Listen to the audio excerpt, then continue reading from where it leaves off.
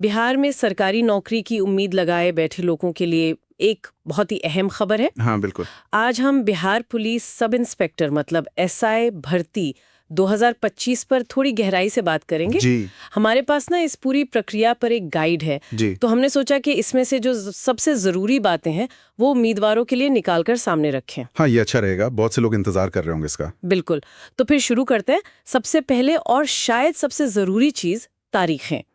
आवेदन 26 सितंबर 2025 से शुरू हो चुके हैं। हाँ ये ध्यान देने वाली बात है कि शुरू हो चुके हैं और आखिरी तारीख जो है वो 26 अक्टूबर 2025 है। अच्छा, यानी सिर्फ एक महीने का समय है। हाँ करीब करीब एक महीना, जो कि मतलब तैयारी और फॉर्म भरने दोनों के लिहाज से बहुत ज्यादा वक्त नहीं है। कंपटीशन भी तो देखना है। सही कहा, वक्त का तो ख्याल रखना ही पड़ेगा। अच्छा, अब ये बताइए कि कौन लोग इसमें आवेदन कर सकते हैं, मतलब योग्यता क्या चाहिए? देखिए इसमें दो मुख्य शर्तें हैं गाइड के हिसाब से।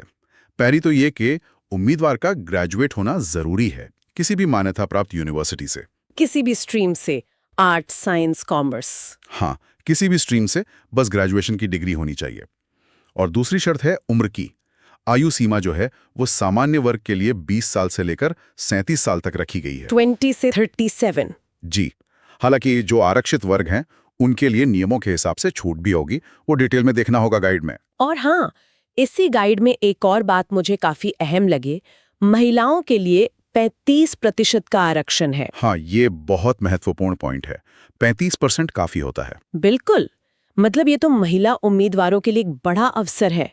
पुलिस फोर्स में उनकी भागीदारी बढ़ाने के लिए भी अच्छा कदम है ये। निश्चित रूप से ये एक बहुत पॉजिटिव बात है। सही है। अच्छा, अब मान लीजिए कोई योग्य है, उम्र भी ठीक है, ग्रेजुएशन भी है और आवेदन कर दिया, तो फिर आगे क्या? मतलब चयन कैसे होगा, प्रक्रिया क्या है? हाँ चयन प्रक्रिया थोड़ी क्या कहते हैं लंबी है, मल्टी स्टेज है। गाइड के मुताबिक इसमें कुल 4 मुख्य पड़ाव हैं। 4 पड़ाव? अच्छा। हाँ सबसे पहले होगी एक प्रारंभिक लिखित परीक्षा, प्रीलिम्स जिसे कहते हैं। ये ज्यादातर क्वालिफाइंग होती है नेचर में। क्वालिफाइंग मतलब इसके नंबर फाइनल मेरिट में नहीं जुड़ेंगे, सिर्फ पास करना जरूरी है? आमतौर पर यही होता है। इसका मकसद होता है कि जो सीरियस कैंडिडेट्स नहीं हैं या उतनी तैयारी नहीं है वो छंट जाएं, भीड़ कम हो जाए। जो इसे पास करते हैं वो फिर मुख्य लिखित परीक्षा यानी मेंस एग्जाम में बैठते हैं और इसके नंबर बहुत इंपॉर्टेंट होते हैं मेरिट के लिए। अच्छा, तो असली मुकाबला मेंस में है? हाँ काफी हद तक। लेकिन इसके बाद भी एक अहम पड़ाव है, शारीरिक दक्षता परीक्षा, फिजिकल एफिशिएंसी टेस्ट या पीईटी। अच्छा, फिजिकल टेस्ट। पुलिस की नौकरी के लिए तो ये तो बहुत ही जरूरी है। इसमें क्या क्या होता होगा अंदाजन? हाँ इसमें वही सब होता है जो आमतौर पर पुलिस भर्ती में होता है। दौड़ होती है, ऊंची कूद, लंबी कूद, गोला फेंक, इस तरह की एक्टिविटीज। हम्म। और पुरुषों और महिलाओं के लिए इसके स्टैंडर्ड्स अलग होते हैं, जाहिर है। तो मतलब सिर्फ पढ़ाई ही नहीं, फिजिकली फिट होना भी उतना ही जरूरी है। सही बात है। और इसके बाद? इसके बाद जो इन सब चरणों में कामयाब होते हैं उनका फिर होता है दस्तावेज सत्यापन यानी डॉक्यूमेंट वेरिफिकेशन, और फिर मेडिकल जांच। ओके, तो ये पूरी प्रक्रिया है, प्रीलिम्स, मेंस, फिजिकल टेस्ट और फिर डॉक्यूमेंट और मेडिकल। जी बिल्कुल। अब ये जो लिखित परीक्षाएं हैं, प्रीलिम्स और मेंस, इनकी तैयारी के लिए सिलेबस में क्या क्या है, किन विषयों पर फोकस करना होगा? सिलेबस भी गाइड के अनुसार काफी फैला हुआ है। इसमें सामान्य ज्ञान मतलब जनरल नॉलेज और खासकर करंट अफेयर्स, इस पर काफी जोर रहेगा। करंट अफेयर्स तो आजकल हर परीक्षा में जरूरी हो गया है। बिल्कुल। साथ ही रीजनिंग होगी, गणित के सवाल होंगे और भाषा की परीक्षा भी होगी, हिंदी या अंग्रेजी जैसे। और एक खास बात जो गाइड में मेंशन है वो ये कि इसमें पुलिसिंग से जुड़े हुए विषय भी शामिल किए गए हैं। पुलिसिंग से जुड़े विषय? ये तो इंटरेस्टिंग है। मतलब प्रैक्टिकल चीजें जैसे कानून वगैरह? हाँ लगता तो यही है। हो सकता है कुछ बुनियादी कानून, पुलिस की कार्यप्रणाली, इस तरह के टॉपिक्स हों। इसकी डिटेल जानकारी तो वेबसाइट पर सिलेबस में मिलेगी। सही। और गाइड में ये भी सलाह दी गई है कि तैयारी को और मजबूत करने के लिए पिछले सालों के जो प्रश्न पत्र हैं उन्हें हल करना चाहिए। हाँ, प्रीवियस या पेपर्स। और मॉक टेस्ट देने चाहिए। इससे ना परीक्षा का पैटर्न समझ आता है, किस तरह के सवाल आते हैं, डिफिकल्टी लेवल क्या रहता है, इसका अच्छा अंदाजा लग जाता है। ये तो बहुत ही काम की सलाह। प्रैक्टिस बहुत जरूरी है। बिल्कुल। अच्छा, एक और चीज, आवेदन करते समय भी तो कुछ सावधानियां बरतनी होती होंगी।